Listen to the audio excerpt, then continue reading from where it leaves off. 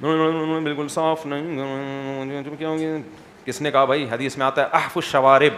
احفا عربی میں مبالغہ کو کہتے ہیں, تو شوارب جو مونچھیں ہیں حدیث میں آتا ہے اس کو مبالغہ کر کے کاٹو, تو زیادہ بہتر یہی ہے, باقی رکھنا بھی جائز ہے. مودی اعظم خواتین کے لیے بھی مسجد میں قرآن سیکھنے پڑھنے کا انتظام کروانا چاہیے. بڑی خواتین کے لیے قرآن سیکھنے پڑھنے کا انتظام کرنا چاہیے, مسجد میں کرنا چاہیے یہ ضروری نہیں ہے, جہاں ان کے لیے پردے کے ساتھ سوٹیبل جگہ ہو وہاں انتظام کرنا چاہیے. میں بنوری ٹاؤن کا فاضل ہوں اور ایک اسکول میں حفظ کی کلاس پڑھاتا ہوں, وہاں تنخواہ کم ہے. اب ایک فیکٹری میں کام آیا ہے جہاں تنخواہ اچھی ہے, تو مجھے کیا کرنا چاہیے؟ برائے مہربانی. میرے اوپر بیوی بچوں والدین کی ذمہ داری بھی ہے. دیکھو اس زمانے میں مالی پریشانی سے جو مسائل کھڑے ہوتے ہیں تو وہ تھوڑے نہیں ہوتے. آج کل برداشت کسی میں بھی نہیں ہے. کل کچھ مسئلے آ گئے نا, بیوی بچے بھی چھوڑ کے بھاگ جائیں گے. تو آپ ایسا کرو کہ اگر حفظ کی تنخواہ میں آپ کا گزارا نہیں ہو رہا اور کسی جگہ اچھی جاب مل رہی ہے, تو میرا مشورہ یہ ہے کہ آپ پھر وہ جاب کر لو اور پارٹ ٹائم بچوں کو حفظ بھی کراؤ, تاکہ دین بھی رہے اور ساتھ ساتھ دنیا بھی. پہلے تو یہ مدرسے والوں کو بولو میری تنخواہ بڑھا دو, بڑھا دیتے ہیں تو اچھی بات ہے, نہیں تو پھر آپ ملازمت بھی کرتے رہو اور ساتھ ساتھ اوور ٹائم. ہمارے والد صاحب تو فری میں بچوں کو شام کے وقت پڑھایا کرتے تھے. ہم نے شروع سب سے پہلے استاذ قرآن میں میرے والد صاحب ہی ہیں, اور ہمارے محلے میں کئی بچے ہیں جو میرے والد صاحب کے شاگرد, تو وہ تو فری میں پڑھاتے تھے. آپ پھر بھی فری میں نہیں پڑھانا, پارٹ ٹائم کچھ پیسے لے کے پڑھا دینا. تو لیکن مالی پریشانیوں میں اس زمانے میں تجربہ اور مشاہدہ یہ ہے کہ بہت بڑی مصیبت کھڑی ہو جاتی ہے. آج کل وہ توکل بھی نہیں ہے اور پہلے جیسی برداشت بھی نہیں ہے لوگوں میں.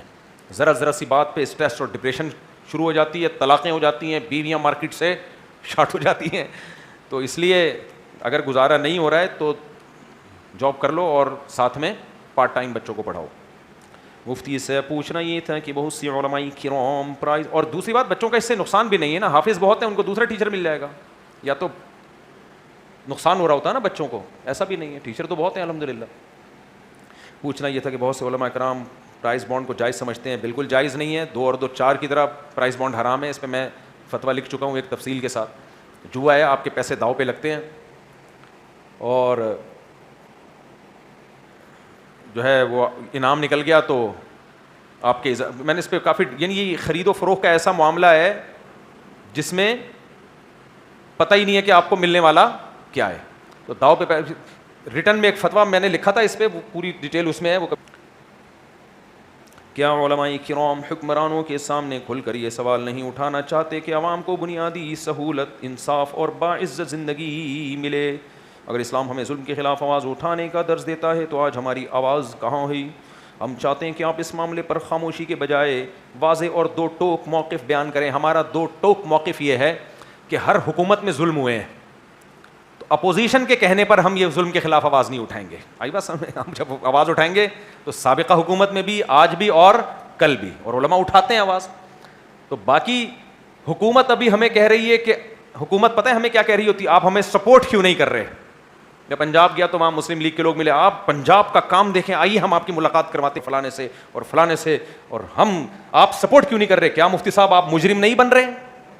یہ مجھے کہنے تھے پنجاب. میں نے کہا بھائی میری ملاقات نہیں کروا. اچھا, جب اپوزیشن سے ملتے ہیں, مفتی صاحب پنجاب حکومت نے یہ کر دیا, یہ کر دیا, آپ گونگے بنے ہوئے ہو, کیا یہ کھلا تضاد نہیں ہے آپ لوگ کی باتوں میں؟ ممبر پہ کہتے ہو حق بیان کرو, ابھی خاموش ہو.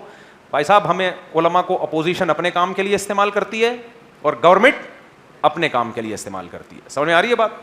تو ہم بولتے ہیں کیوں نہیں بولتے؟ جو غلط ہے اس کو غلط بولتے ہیں, جو صحیح ہے اس کو صحیح بولتے ہیں. اور ہر دفعہ بولنے کا فائدہ بھی نہیں ہے نا, تو کیوں بولیں بلا وجہ؟ جہاں فائدہ ہوگا وہاں بولا جائے گا, جہاں نہیں فائدہ ہو رہا. تو وہی بات ہے, ایک موٹے آدمی کا انتقال ہو گیا تو لوگ اس کو کندھا نہیں دے رہے تھے. اس بچے کہہ رہے ہیں کندھا, تو بولے ہم نے تھوڑی مارا ہے بھائی, نارمل آدمی ہوتا ہم اٹھا کے لے جاتے, اتنے بھاری آدمی کو ہم کیسے اٹھائیں گے؟ تو مہنگائی میں نے تھوڑی کی ہے. تو آپ آواز, اور دوسرے بات, جو جس کا کام ہے وہ کرے نا. یہ سیاسی جماعتوں کا کام ہے نا بھائی. ہم سیاسی تنظیموں کو ووٹ کیوں دیتے ہیں؟ اس لیے ووٹ دیتے ہیں کہ یہ جا کے کام کریں, تو ان کے خلاف احتجاج کرو, اپوزیشن کرے ان کے خلاف احتجاج, اور اخلاص کے ساتھ کرے, ان بیسک پہ نہ کرے جو غلطیاں خود کر چکی ہے وہ. اب میں زیادہ اس میں ڈیپ میں جاؤں گا تو پھر مسئلے خراب ہونا شروع ہو جائیں گے, اس لیے رہنے دو. مفتی صاحب آپ سے شکوہ ہیں کہ حضرت امیر معاویہ کے بارے میں کی جانے والی گستاخیوں کا خاطر خواہ جواب ریکارڈ نہیں کروا رہے. گھروں میں بہت فساد ڈل رہا ہے, بھائی بھائی ایک دوسرے کے دشمن بن چکے ہیں, خود کو سنی بولنے والے بھی اب صحابہ کو برا بلا بول رہے ہیں. آپ سے گزارش ہے جس طرح سے آپ نے عدالتی خلا پر بیان اور 3 وطر والے معاملے پر تفصیلی علمی دلائل کے ساتھ جواب ریکارڈ کروائے, اس پر بھی ضرور انشاءاللہ. میں اصل میں آج کل ایک ٹاپک پہ بہت زیادہ مصروف ہوں, وہ جو میں نے بتایا تھا کہ اسلام کیا ہے, اسلام کا انٹروڈکشن, تاکہ یہ جو فرقہ واریت اور شرک ہماری سوسائٹی میں, بدعتیں ہماری سوسائٹی میں پھیل رہی ہیں نا, تو ایک غیر مسلم بھی اگر اسلام کو سمجھنا چاہتا ہے کہ اوریجنل اسلام, تو اس کو پتہ چلے کہ واٹ از اسلام. تو یہ پورا ایک کورس میں لکھ رہا ہوں, ساری صلاحیتیں میری اس پہ لگی ہوئی ہیں. اور کمال کی بات ہے حضرت معاویہ کی سیرت پہ پوری کتاب میں نے میز پہ سامنے رکھی ہوئی ہے, اس لیے کہ فوراً اس کے بعد کس پہ آنا ہے,